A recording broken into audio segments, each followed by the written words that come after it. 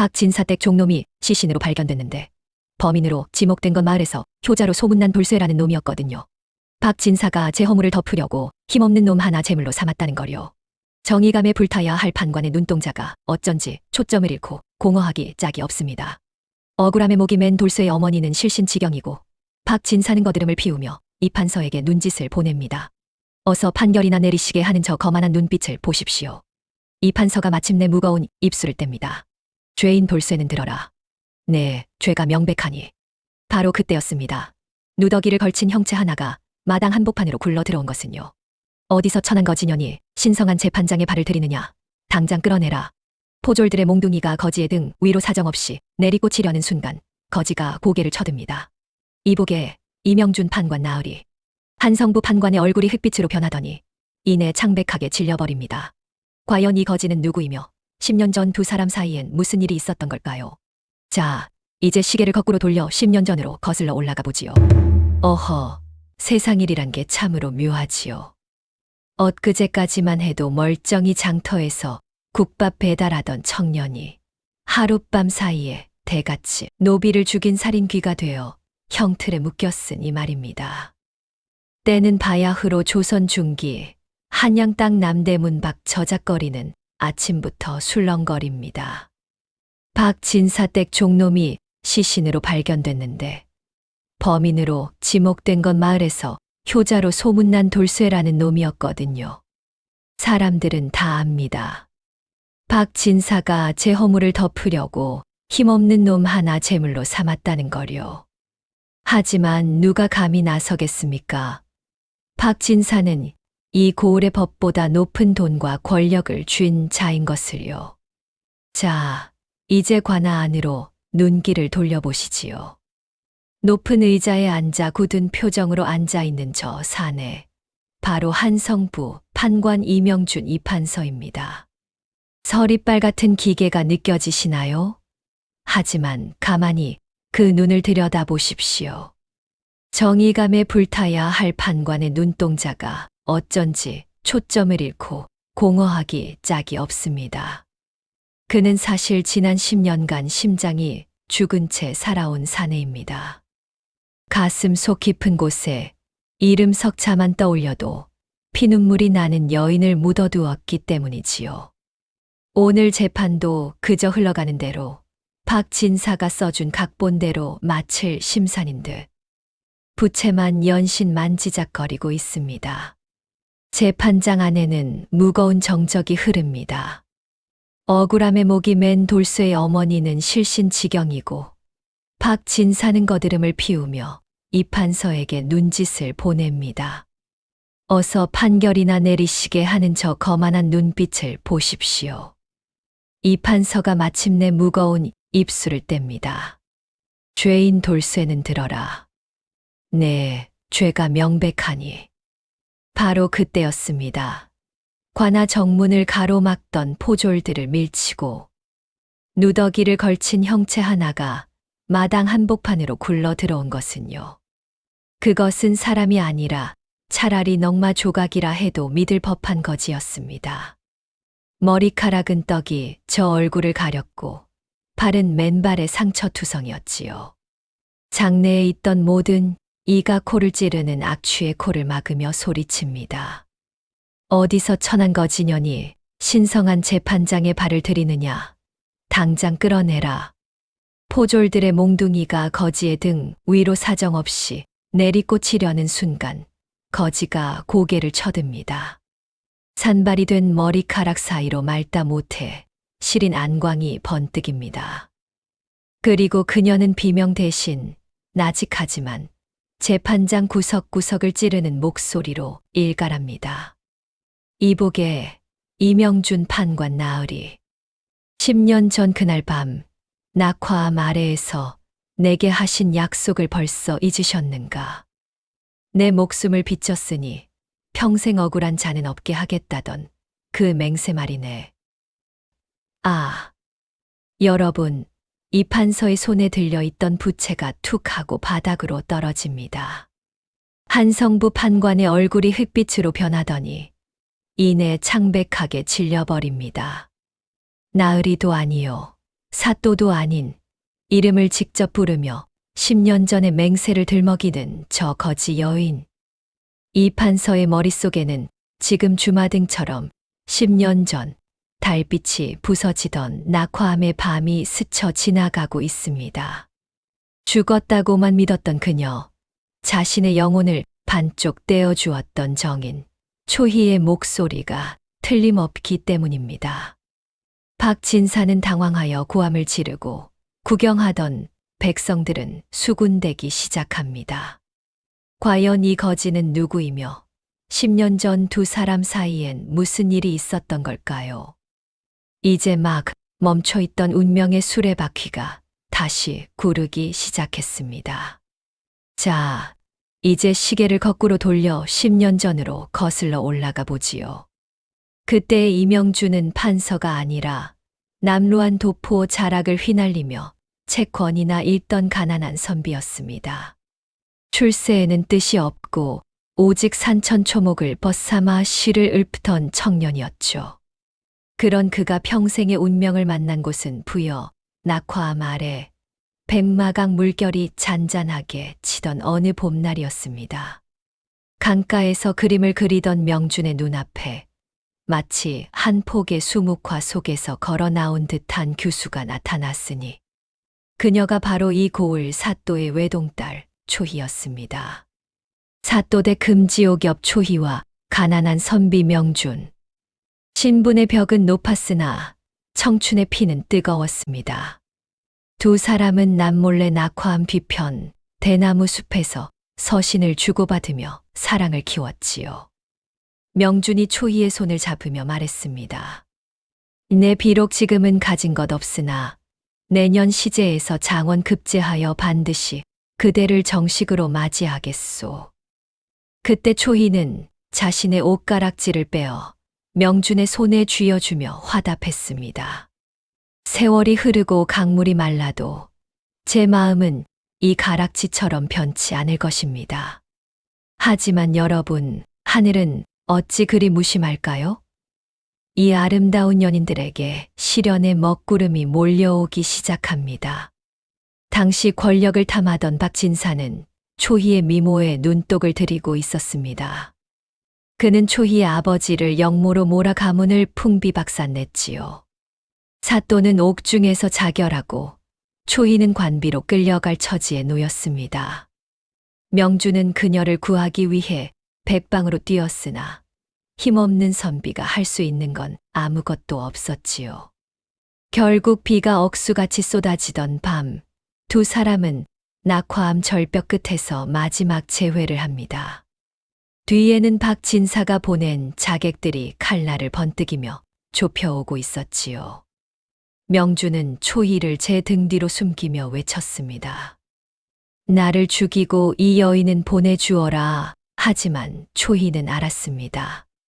자신이 잡히면 명준도 죽고 가문의 명예도 더럽혀질 것을요.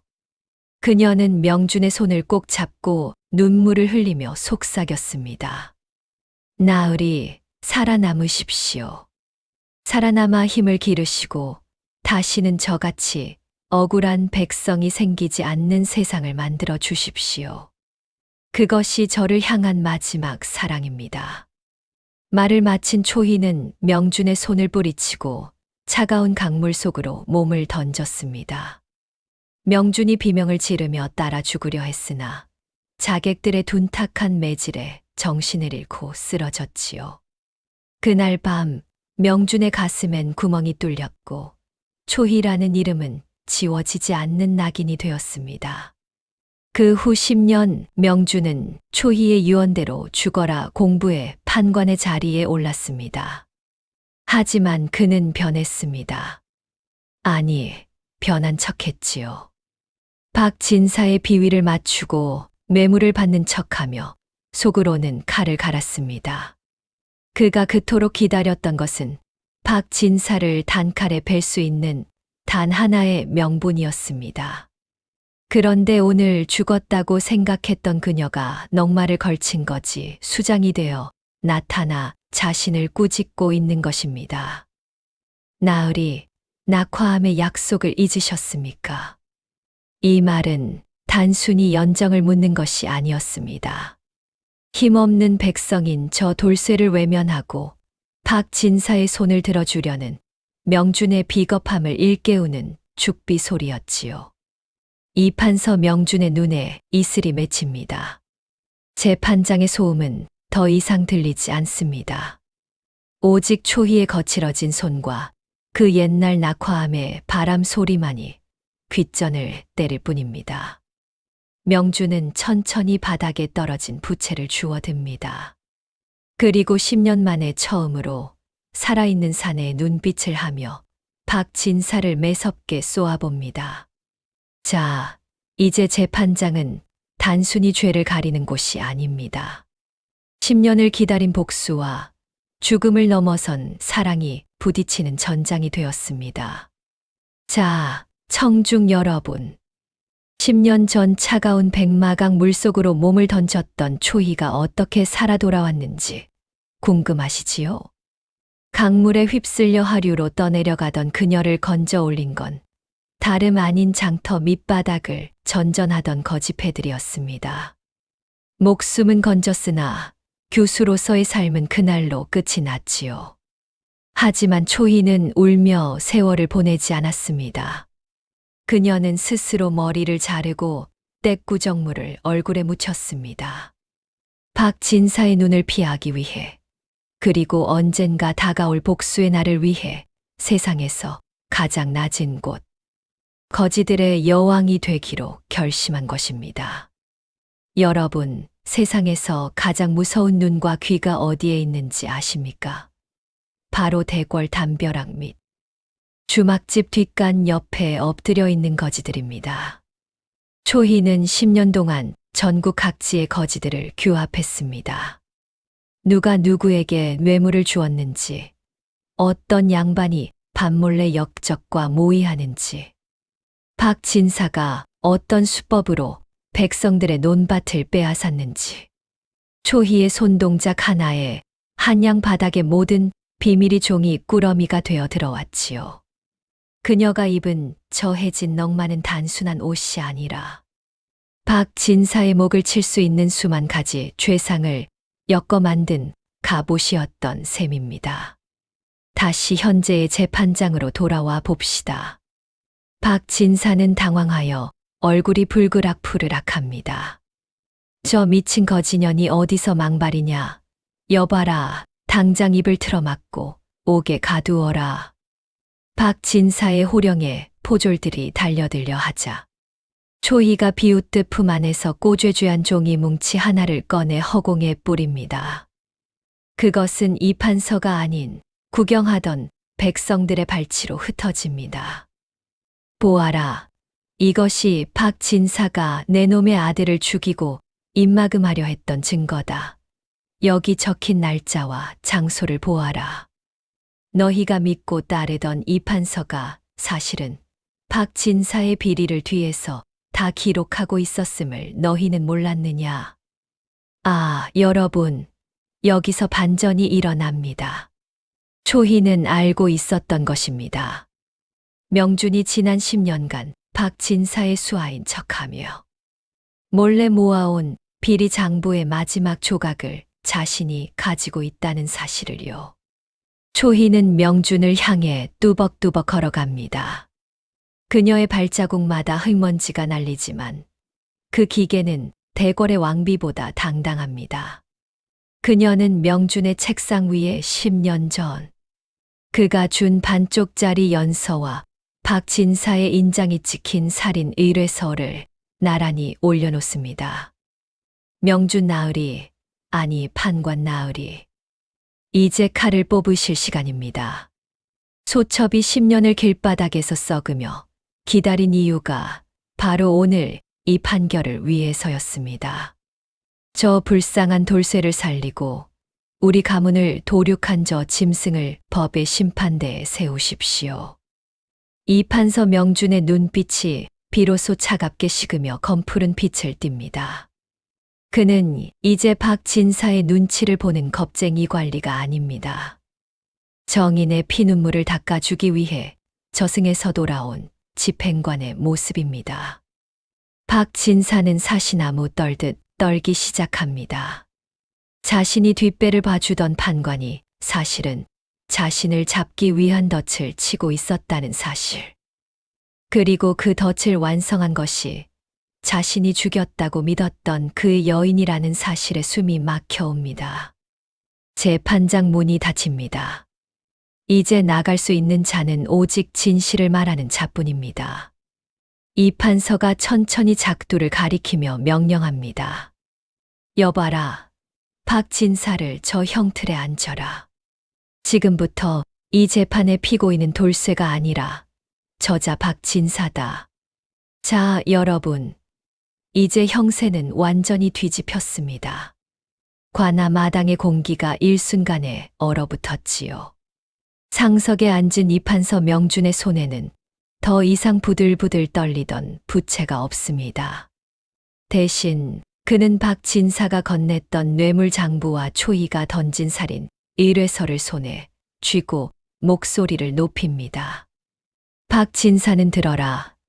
내 놈은 권력을 등에 업고 무고한 백성의 논밭을 찬탈하였으며 내 죄를 덮기 위해 노비를 죽이고 저 불쌍한 돌쇠에게 누명을 씌웠다.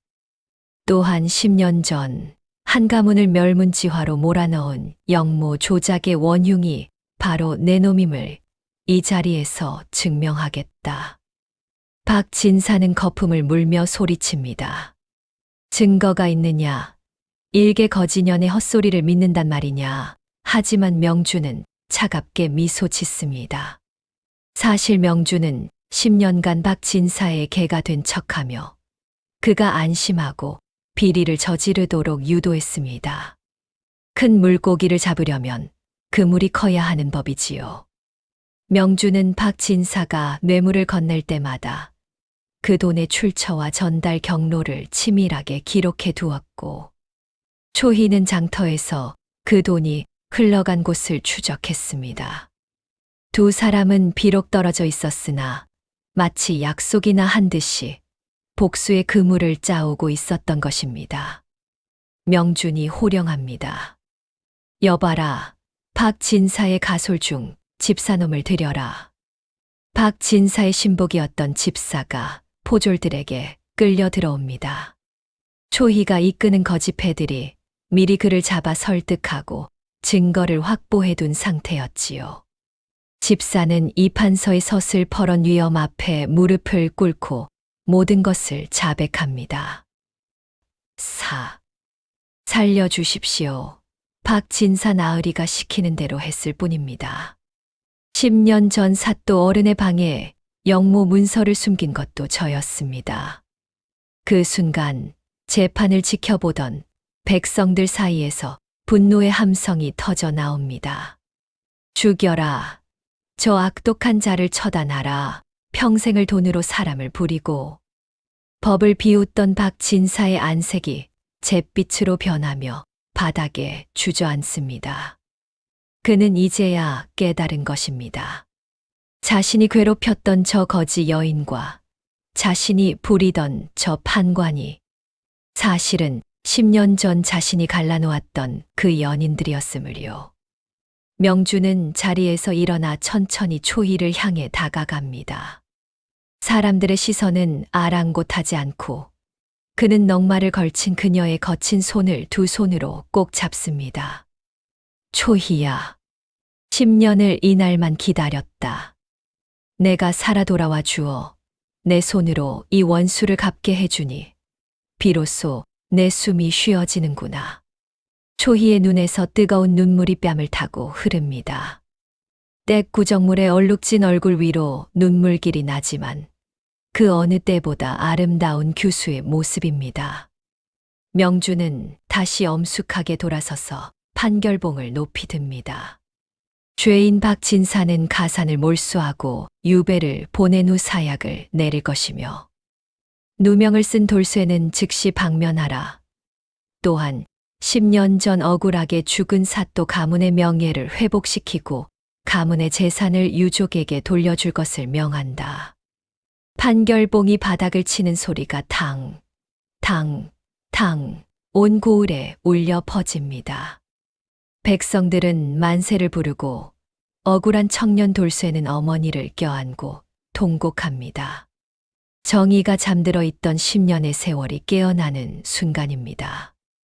박진사가 형틀에 묶여 끌려가고 구름처럼 몰려들었던 백성들도 각자의 집으로 돌아간 시간. 관아에는 긴 그림자가 드리우고 사방은 고요에 잠겼습니다. 재판장 바닥에는 주인을 잃은 박진사의 가끈 조각과 누군가 흘린 눈물 자국만이 남아있을 뿐이지요. 이 판서 명주는 관복의 흉배를 떼어내고 무거운 관모를 벗어 책상 위에 올렸습니다. 그리고 관아 뒷담 아래 달빛이 가장 잘 드는 대나무 숲으로 향합니다.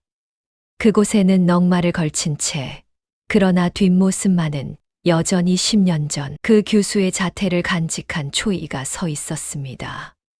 명준이 그녀의 곁으로 다가갑니다.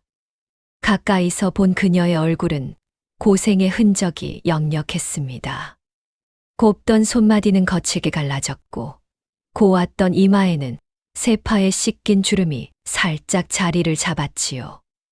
명준이 떨리는 손으로 그녀의 얼굴을 감싸 쥐었습니다. 초희야, 고생 많았다. 이 모진 세월을 어찌 견뎠느냐. 나를 원망하며 살지 그랬느냐. 초희는 명준의 가슴에 얼굴을 묻고 나직이 답합니다. 원망이라니요. 나으리가 박진사 밑에서 그 수모를 견디며 힘을 기르시는 동안 저는 장터 바닥에서 나으리의 안녕을 빌었습니다. 우리가 다시 만날 이 새벽을 위해 저는 거지 여왕이 아니라 세상에서 가장 행복한 여인으로 기다렸사옵니다. 여러분, 이제 이들에게 판서라는 직함이나 교수라는 신분이 무슨 소용이겠습니까? 명주는 그날 밤으로 사직서를 올렸습니다. 권력을 쥐어보니 그것은 한낮 아침 이슬 같고 사랑하는 이를 지키지 못하면 천하를 얻어도 빈 껍데기임을 깨달았기 때문이지요. 그는 초희의 손을 잡고 관아의 정문을 나섰습니다. 비단옷 대신 초희가 가져온 수수한 무명옷으로 갈아입고서 말입니다. 10년 전 낙화암에서 끊어졌던 인연의 끈이 이제야 비로소 단단한 매듭으로 묶이는 순간이었습니다. 두 사람은 길을 떠났습니다. 어디로 갔냐고요? 어떤 이는 그들이 고향으로 내려가 농사를 지으며 평생 서로의 눈을 맞추며 살았다고도 하고, 어떤 이는 전국을 유람하며 억울한 백성들의 이야기를 들어주는 떠돌이 부부가 되었다고도 합니다. 하지만 확실한 것 하나는 이제 한양장터 거지들 사이에서 새로운 노래가 불리기 시작했다는 것입니다. 거지가 던진 한마디에 세상이 바뀌고 판관이 벗어 던진 관복 위에 사랑이 피었네라는 노래 말이지요. 자, 잠 모지 이루는 어르신들. 오늘 이야기는 여기까지입니다. 인생 살다 보면 박진사 같은 악인을 만나기도 하고 초이처럼 모진 풍파에 넝마를 걸쳐야 할 때도 있지요. 하지만 보십시오. 10년이 걸리든 20년이 걸리든 진실은 달빛처럼 반드시 구름을 뚫고 나옵니다. 그리고 그 곁을 지키는 진심 어린 사랑이 있다면 그 어떤 고통도 결국은 지나가는 법입니다. 오늘 밤 가슴 속에 묻어두었던 누군가와의 옛 약속 하나를 떠올려 보시는 건 어떨까요? 그 기억이 여러분의 밤을 따뜻하게 지켜줄 것입니다. 이제 편안히 눈을 감으시고 꿈속에서 낙화암의 맑은 물결 소리를 들어보시길 바랍니다. 이번 꼬방야담 재밌게 들으셨나요? 여러분의 격려는 더 좋은 영상을 만드는데 큰 힘이 됩니다. 구독과 좋아요 부탁드립니다. 그럼 다음 편도 기대해 주시고 행복한 하루 되세요.